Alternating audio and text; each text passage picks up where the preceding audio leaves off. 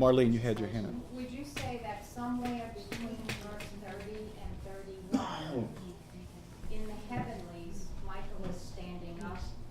Michael right. stands up. Right in that. Michael stands That's right. up just prior. Michael stands up right here. Michael has to stand up. When he stands up, Satan's cast out. He looks around. He realizes he has but a short time. He enters into the Antichrist. Then it's go off and let's come down and do the abomination of desolation. So in just the space of one verse, this man has amassed sufficient military supremacy to be irresistible. And to come in, only now the ships of Chittim don't stop him. What's happened to the ships of Chittim? It's a good question. What has happened to the United States? Something has happened of some kind to paralyze our ability to stop this man. We don't want World War III on our hands. He's also, just as Travis has said, he's just been risen from the dead. The man that goes to the temple, brothers and sisters, is a man that has been resurrected from the abyss. And he fills up a fullness of which all the other beast kingdoms were only a part. He's the composite beast that has all power, signs, and wonders. He fills up a full measure of a mystery. We talked about this the other night. You have the mystery of godliness, Christ, to whom the Spirit was given without the measure, and you have this Antichrist, to whom the Spirit of Satan is given without the measure. I think it would be good to read Revelation 13 just to We're actually reference. Well, I was going to the say mortal wounds. what we're actually going to do is we're going to. This is just the perspective we have for Daniel.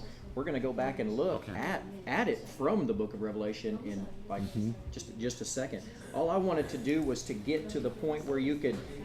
I think that it's important to play out the idea of what we're talking about. You've got the. You have the Western powers. You've got Canada, you've got the U.S., you've got your Mexico, you've got South America, you've got Britain, you've got the Australians. Yeah. I'm just saying, you've got quite the coalition of people that aren't going to be so willing to embrace Sharia law. Okay? So this is where I guess I may differ with a lot of people. I think that in this situation right here, when these ships pull back for some reason, what's going to happen is the Antichrist, according to Revelation chapter 13, is the false prophet. They're going to set up a system of commerce that exploits the world for their purposes, right? The mark of the beast. And so what the difficulty is I think that this could possibly, obviously, cause the economies of these countries to collapse. If you cut off the oil supply from the United States, we apparently have 6 months in strategic reserves. And I've listened to people from Exxon and Texaco that are the presidents, and they've all said the same thing. We're 3.5 to 4 years before we could actually pump enough oil out of the ground for ourselves to supply our own population, which would play perfectly into Daniel chapter 12 when all of the nations begin to rise up. They're not happy with what the Antichrist is doing, and so it isn't that everybody on the last day at the Battle of Armageddon we've all drove out there in our tanks as a bunch of evil people and we're pointing our guns up in the air. We're waiting for Jesus to come back. Okay, he's coming. Let's kill him. That's not the purpose. It's the destruction of the Antichrist who's hiding in that place. They're coming to cast off his yoke and come against his armies and the military power that he represents in that place. And so as they're doing that, Jesus Christ, Revelation chapter 19, descends and the sword coming out of his mouth. That's Armageddon. Let me just interject real quickly. What Travis is speaking of is verse 40 of Daniel 11. At the time of the end, this is long after the abomination in verse 31 has been placed. In verse 40, there's a world revolt. The countries of the world are rebelling against the oppressive yoke of the Antichrist. Yeah. A lot of people don't know this. They think the Antichrist, that all nations come against Jerusalem. They do. Initially, there's 10 nations with the Antichrist that comes against Jerusalem. But the Antichrist, who now is situated there, his palace is in Jerusalem. From north and south and from the kings of the east, these nations come against him. He hears they're coming. And he goes out with great fury to destroy and make away many. We believe this is an all-out nuclear war. Jesus said, when I come to send fire, what if it's already kindled when I get here? Man will be in the act of destroying himself, the self-annihilation, the self-destruction of man. Many, many scriptures on this. We won't go there. But at the time of the end, these nations rebel and come against the Antichrist. That's why they're coming to Jerusalem. And that's why when they get there, they don't meet the Antichrist, they meet the returning Jesus. But in going against Jerusalem, they are completely defying the word of the Lord in the mouth of the prophets that have gone all over the earth with the everlasting gospel. What an act of presumption. You think, well, that's a good thing. They're going to fight the Antichrist. That's a bad thing. It's like trying to kill Hitler before it's time for Hitler to die. You will not shorten these days by your military presumption. So when the nations go down against the Antichrist, they're really going against the covenant. You see how it works? And that's why they meet Jesus. They're not expecting to go fight Jesus. They're coming there to fight the Antichrist. But Jesus stands up for who? He knows what he's going to get out of it. Jesus knows. And except those days were what? Shortened. No flesh would be saved, he says in Matthew chapter 24. Are you familiar with the alliance and the purchase that Germany and Israel have made regarding nuclear submarines and Hey, I'm all for it could possibly be some sort of a joint military force with Israel out there. Yeah. That's a real good consideration. It might be careless of us. It might be careless of us to assume that America is still a viable power at that time. We might need, we are. Yeah. But we have to argue. I think we may be. Travis, I have one question. Okay, we've identified two passages that speak of this alliance. We're talking Daniel 11:23. I'm doing this for the sake of our guests. Sure. And Daniel 9:27. Yes. Are there any other passages in the Old Testament that would possibly be Two a others. reference to this beginning of the 7 years? Ezekiel 38, verses 8, 11. I think there's some more there. 14. Can I read Ezekiel 38? Yeah, they're dwelling securely.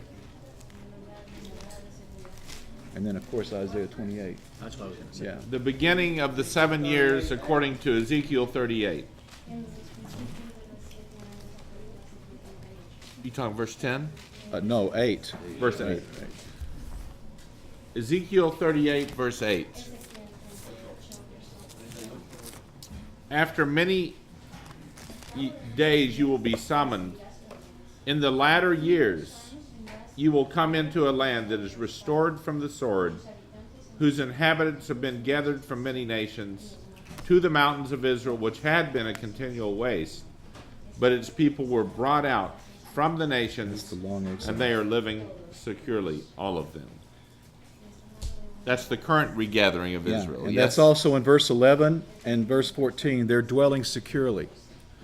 Their guard is down, like Travis said. Also, Isaiah 28:15 talks about a covenant with death and hell. Okay, And Isaiah 28:15. 28 verse 15. I want to just read it. the current gathering? Phil, did you say that was this is the current gathering? Verse 8, Well, I believe, is the current gathering from the long exile. There's still another short exile of Jacob's trouble. Current gathering from the long exile. Yeah, the present regathering. The Romans drove them out by the sword, and now after many years of desolations, generations actually, other scriptures say, they find themselves back in the land, but the security that they're in is a presumptuous security. This is not millennial security. It's the temporary setting up the deception where they've got their walls down. Exactly. Not the permanent security where they have the land forever. How do we know? Because in chapter 39, verse 22, it's after this battle that Israel knows the Lord. At this point, Israel's back in the land. In unbelief. In unbelief. Zephaniah 2, verse 1 and 2 says they gathered themselves there, though they were a nation not desired. The nations of Europe have not desired them. They're back home. And now in that land they're dwelling securely, having neither walls nor gates. But this is the security that Paul's speaking about. When they will say peace and security, sudden destruction is about to come upon them. This is a security of false delusion, of false peace. And the nations are about to come down and have 42 months of utter success. Reggie, could you give the scripture for our guests again so if they can look it up? Zephaniah.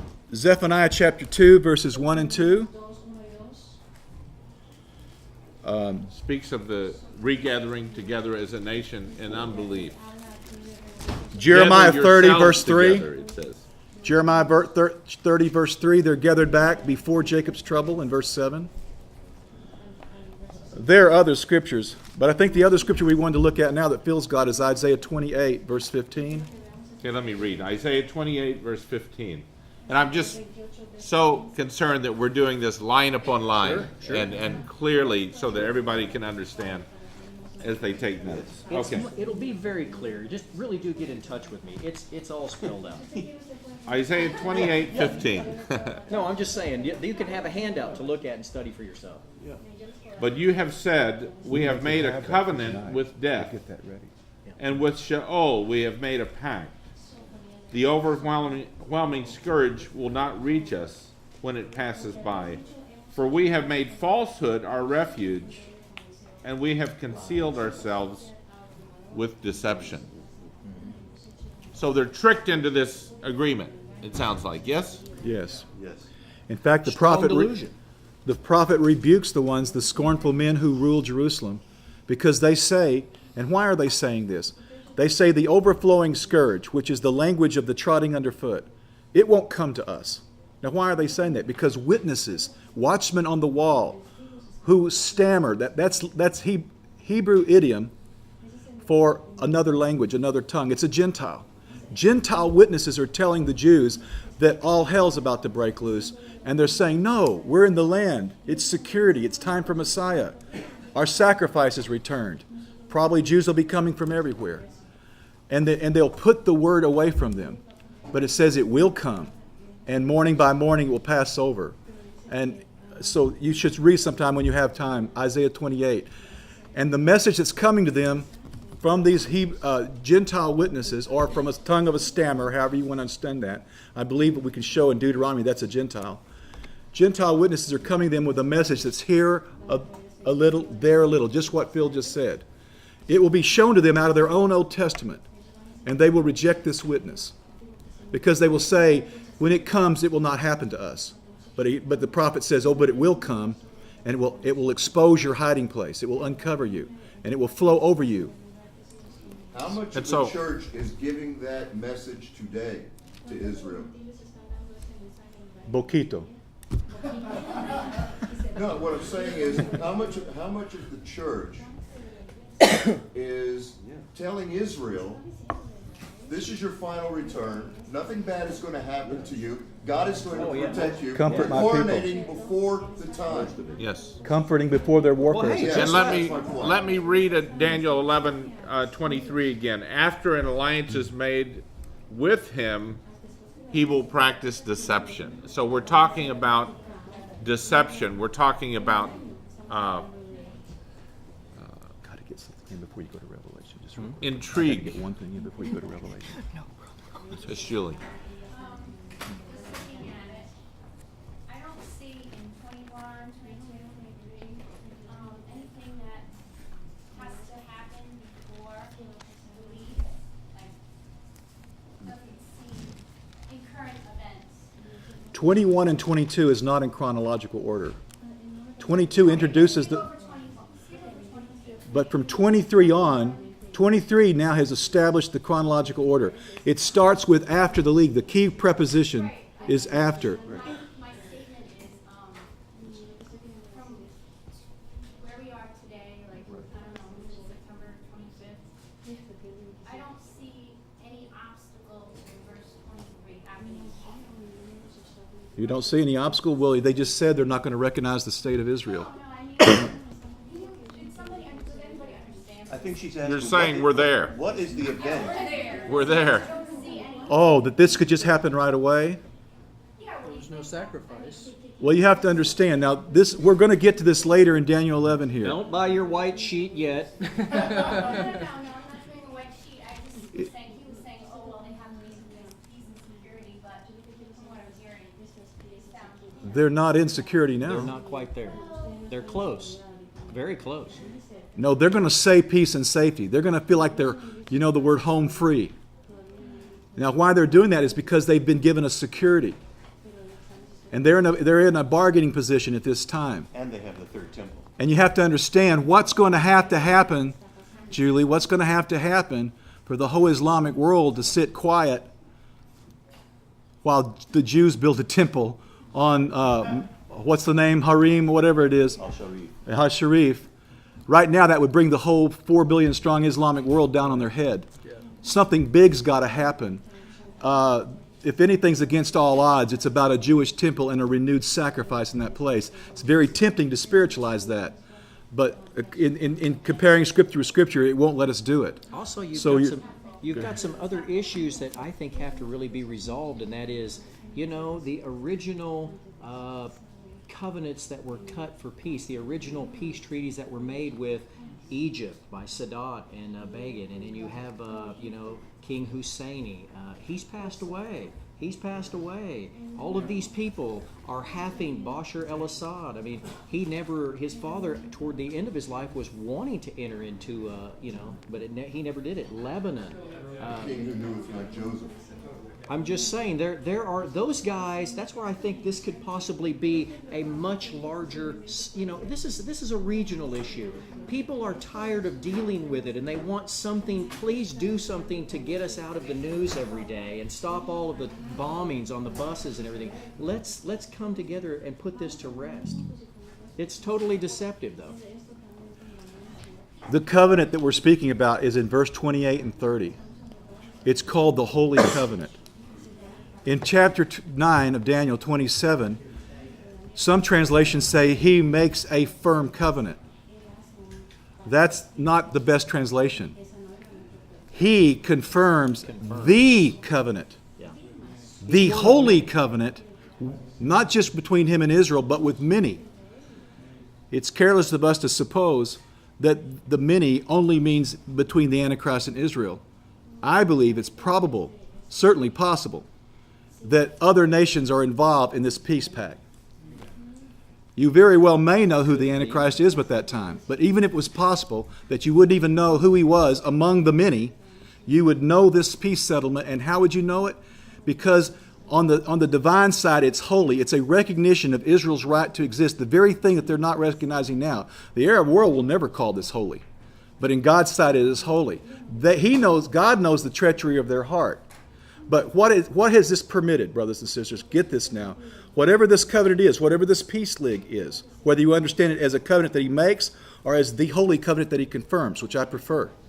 But either way, one thing we know, and we can all be in simple, basic agreement here, it's going to allow Jewish access to re-annex and build, or plan at least to build, and start a sacrifice on that Temple Mount, in the temple of God in Judea.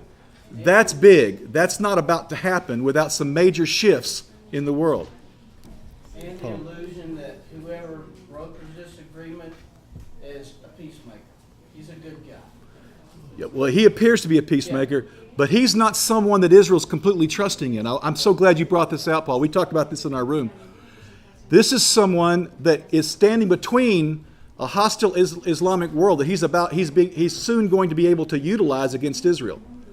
And standing between them and the complacent, presumptuous West, we're trusting him as a peace broker in this deal, a participant. At this point, he's a little horn. Later, he acquires power. Significantly, he says he comes up in verse 23 of 11:23, and becomes strong with a small people. When? After the covenant. I have my thoughts about who that small people is, by the way. I personally believe it's the new Palestinian state. Throw that in or out, doesn't matter. But I believe we need to be looking at these things.